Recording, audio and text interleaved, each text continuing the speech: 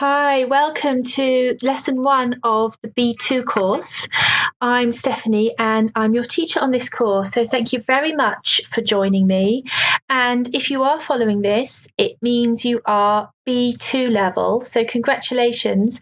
That means that you have an upper intermediate level of English.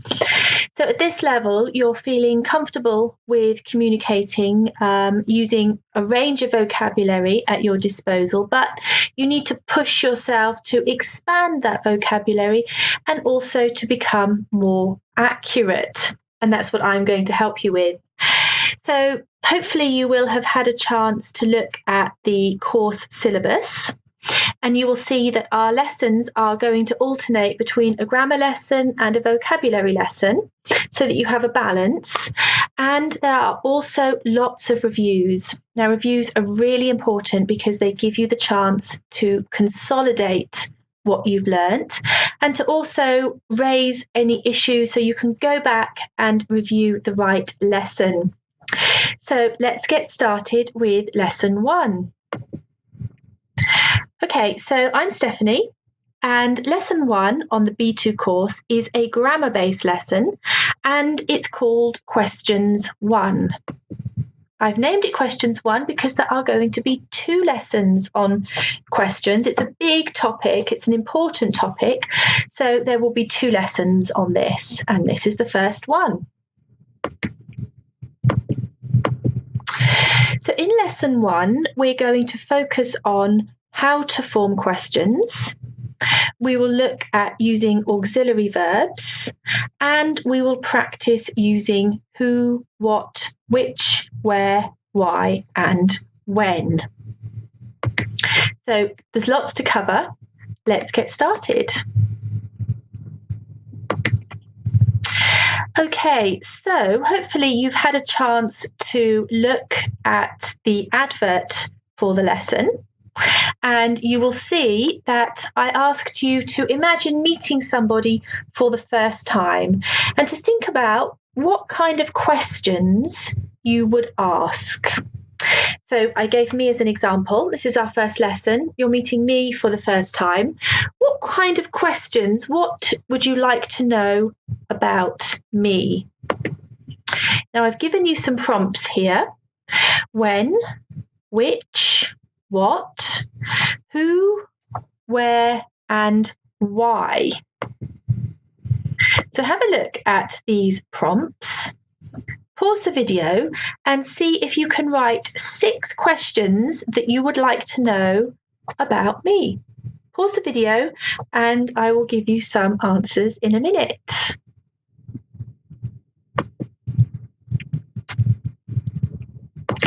Okay, how did you do? Hopefully you have 6 questions to ask me.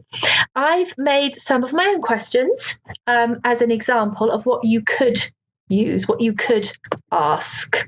So let's have a look at some of my examples. Okay, so the first one with when. When are your lessons? Which courses do you teach? What do you like to do at weekends? Who are your students? Where are you from? And why? Why do you like teaching English? Now, these are just some examples. You could have come up with other ones, but I think these are quite relevant when you're meeting your teacher for the first time. They're probably things you might want to know. And because it's the first lesson, I will answer these questions for you. So firstly, when are your lessons? Well, as you will have seen by now, this is the great thing about this course. The lessons are whenever you want. So the lessons are on the Perfectly Spoken website and you can choose when you watch them. So you can choose times and days that are convenient for you. Which courses do you teach? Okay, so there are lots of my colleagues running courses as well, but my course is a B2 level. And as I explained at the beginning, B2 is what we call upper intermediate. So it means you already have a good level of English, but you need to push yourself to get to that next step. So my course is the B2 level course. What do you like to do at weekends? This is a good question. Like many of you, I'm very, very busy in the week. I have lots to do. So my weekends, I enjoy spending my time with my family, with my friends. I'm very lucky to live by the sea, so I enjoy being outside. It's nice to have a walk by the sea or in the countryside, and I love eating out. So I like to try different restaurants. Who are your students? Another great question. That's all of you.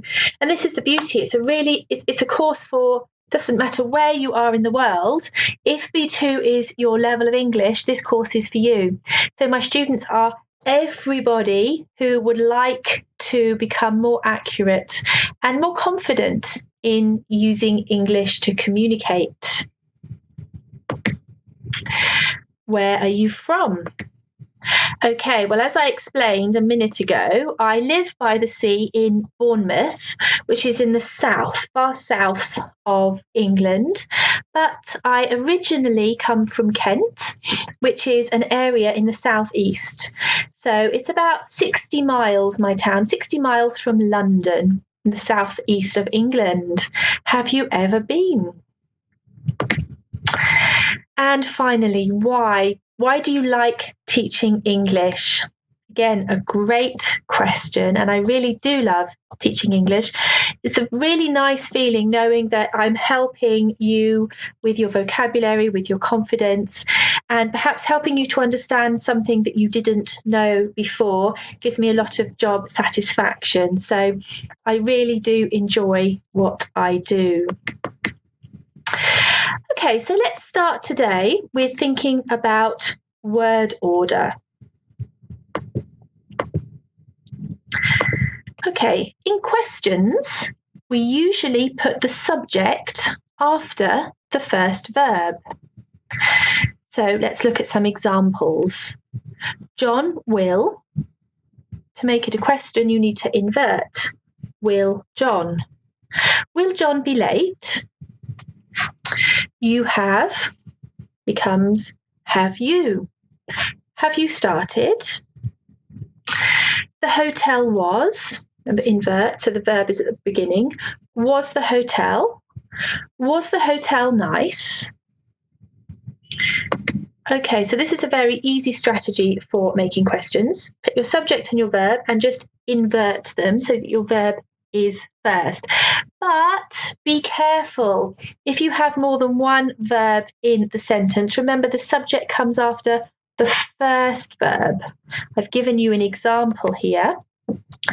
Is Emily working today? So here we have two verbs. We have is and we have working, but the subject comes after the first. So is Emily working today is correct. Not is working Emily today. So that's quite an important thing to remember, always after the first verb. How are we doing? I think it's time for some practice. So what I've done is I've got 5 statements, 5 sentences, but the words are all in the wrong order. I've muddled up the words. And all I want you to do is to put the words in the correct order to make 5 questions. Let's have a look at the slide. I'll read the statements for you, then I want you to pause it and write down your answers. So number 1, when was built this house? Number 2, why Martin working isn't today? Number 3, what the restaurant time is booked? Number 4, why was cancelled the trip? And number 5, when the meeting start to due is. All you need to do, put the words in the right order. Pause the video. Okay, how did you do? Was that easy? Let's check our answers and find out. Number 1, when was this house built? Number 2, why isn't Martin working today? Number 3, what time is the restaurant booked? Number 4, why was the trip cancelled? And number 5, when is the meeting due to start? Well done, really well done if you managed to get some of those correct. Well done, everybody. Okay, next we're going to move on and talk about auxiliary verbs. Don't worry if you don't know the term auxiliary, we will find out what that means. Okay, so in present simple questions, use auxiliary verb do or does. You live. Do you live? Do you live far?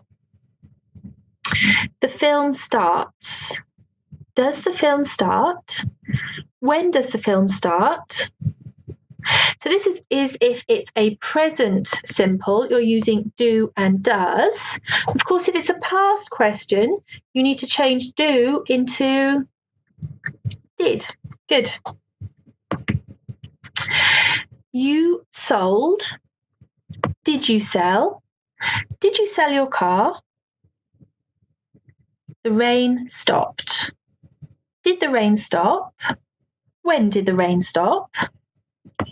So really, auxiliary verbs, I'm using the example do. We can also use have or the verb to be. These are helper verbs, so they help another verb make the question. You just need to be careful of your tense, whether it's a present or a past. So to practice this a little more, I've got 5 questions, but I've taken out the auxiliary verb. Now you have 2 tasks. First task, decide which verb to use. Is it be? Is it have? Is it do? Once you've decided, you need to think, is it a present tense or is it a past tense question? Number 1, you ever won a competition? Number 2, anyone in your family speak English fluently? Number 3, you good at maths when you were at school? Number 4, you busy at work these days? Number 5, you sleep well last night? So pause the video, decide which auxiliary verb, be, have or do, and is it a present tense or a past tense question?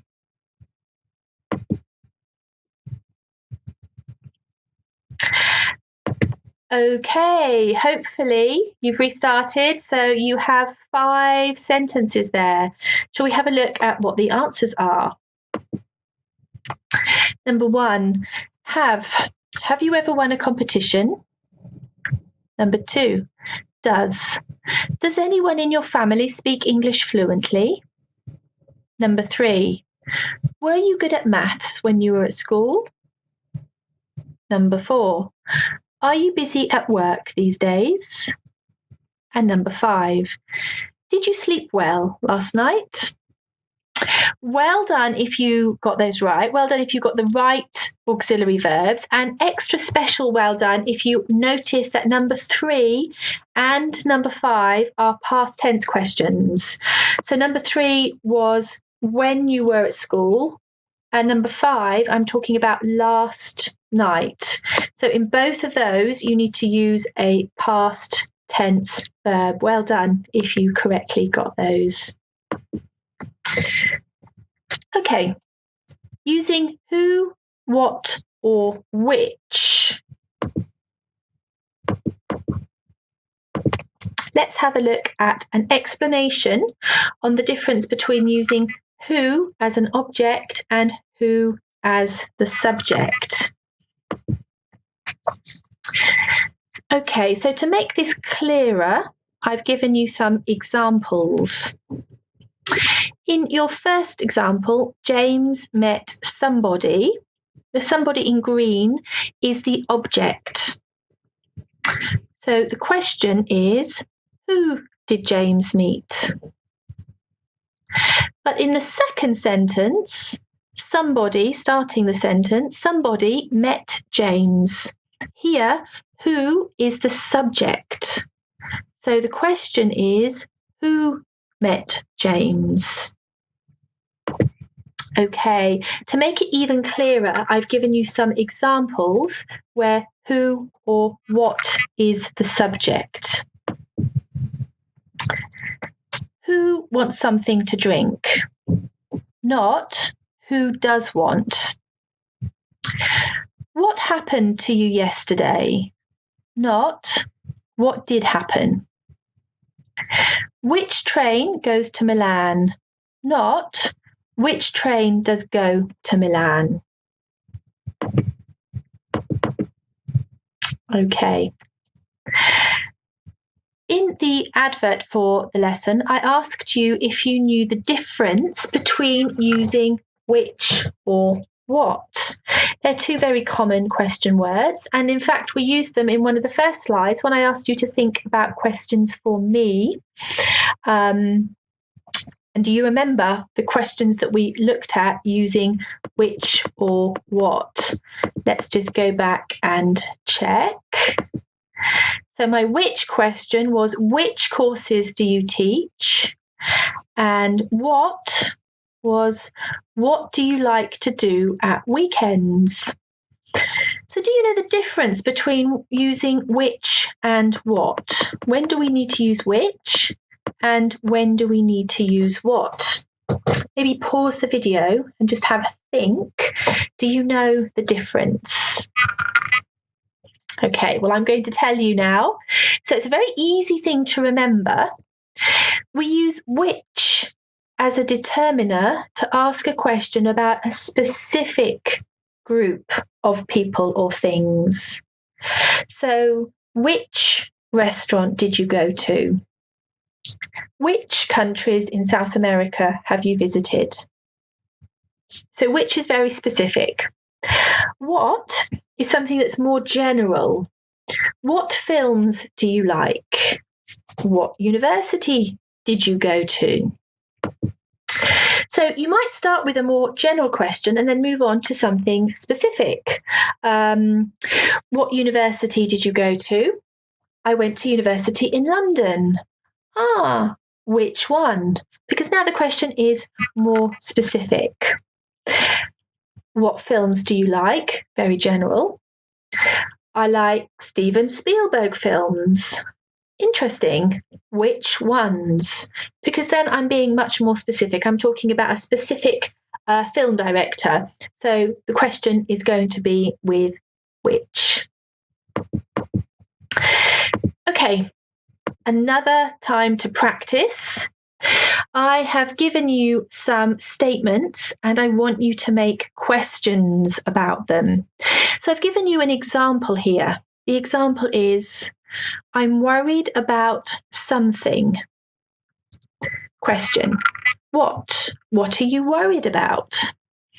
So something, I'm talking about an object, I'm worried about something. My question is, what? What are you worried about?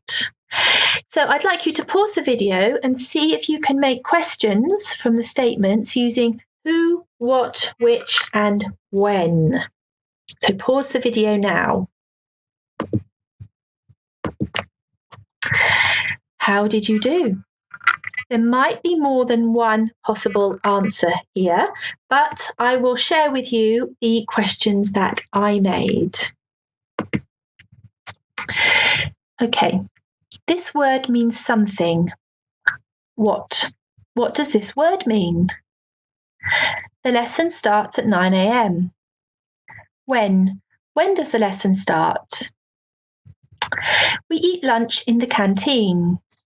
Where? Where do we eat lunch? Mr. Blackburn is the sales director. Who? Who is Mr. Blackburn? So hopefully what you've noticed here is when we need to use what, when, where, and who. Let's just check. So the first one, this word means something. I'm asking a question about something, and something is a general object. So I'm using the question word what. In number 2, the lesson starts at 9 a.m. I'm talking about the time, so I use when. Number 3, we eat lunch in the canteen. Here I'm talking about place, so I need to use where. Where do we eat lunch? And finally, Mr. Blackburn is the sales director. I'm talking about a person. So who? Who is Mr. Blackburn? So it's quite easy. You need to think about what you're asking. Is it about a person? Is it about time? Is it about place? Or is it about something in general?